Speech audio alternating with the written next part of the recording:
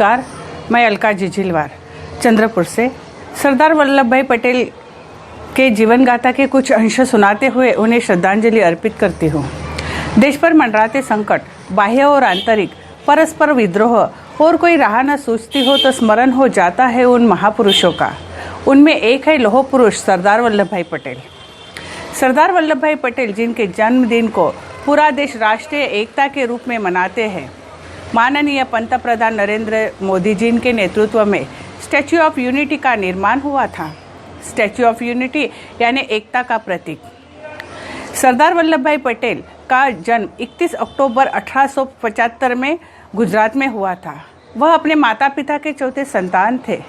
School college के पढ़ाई के बाद वकालती पढ़ाई के लिए कृत संकल्प पटेल जी को लंदन जाना पड़ा। भारत के राजनीतिक इतिहास में सरदार वल्लभ भाई पटेल के योगदान को भारत के निर्माता माना जाता है। आज़ादी के संघर्ष में उनका योगदान अमूल्य था और उससे भी ज़्यादा योगदान स्वतंत्र भारत को एक करने में था। सरदार पटेल राष्ट्रीय एकता के बेजोड़ शिल्पी व नए भारत के निर्माता थे। गृह मंत्री बनने के बाद भारतीय रियासतों के विलय की जिम्मेदारी उनको ही सौंपी गई थी। यह कोई साधारण कार्य नहीं था। उन्होंने अपने दायित्व का निर्वहन करते हुए 600 छोटी बड़ी रियासतों का भारत में विलय कराया।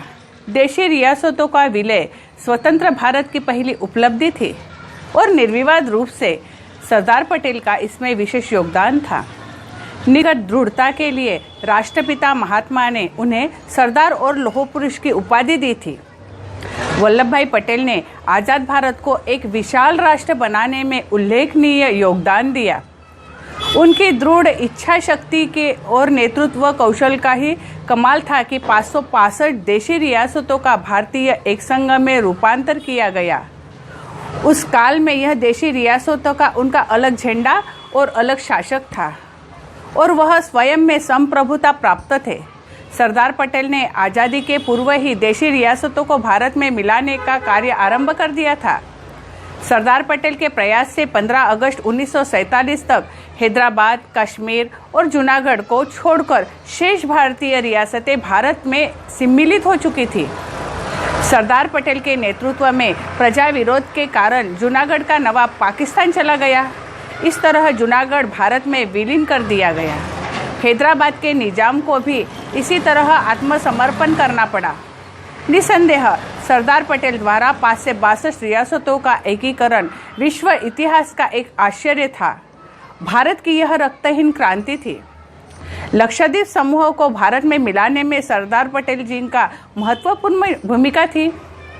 यह क्षेत्र मुख्य धारा से कटा था। उन्हें भारत की आज़ादी की जानकारी भी 15 अगस्त 1947 के कई दिनों बाद मिली। लेकिन यहाँ भी भारत का झंडा लहराने का मुख्य दायित्व सरदार पटेल के द्वारा ही हुआ है। स्वतंत्र भारत के पहले 3 साल सरदार पटेल देश के उप प्रधानमंत्री, गृह मंत्री, सूचना प्रसारण मंत्री रहे थे। सरदार पटेल का निधन 15 दिसंबर 1950 को मुंबई में हुआ। सरदार पटेल को उनकी मृत्यु के 41 साल बाद मरणोपरांत भारत का सर्वोच्च सम्मान भारत रत्न दिया गया, जो उन्हें बहुत पहले ही मिल जाना चाहिए था।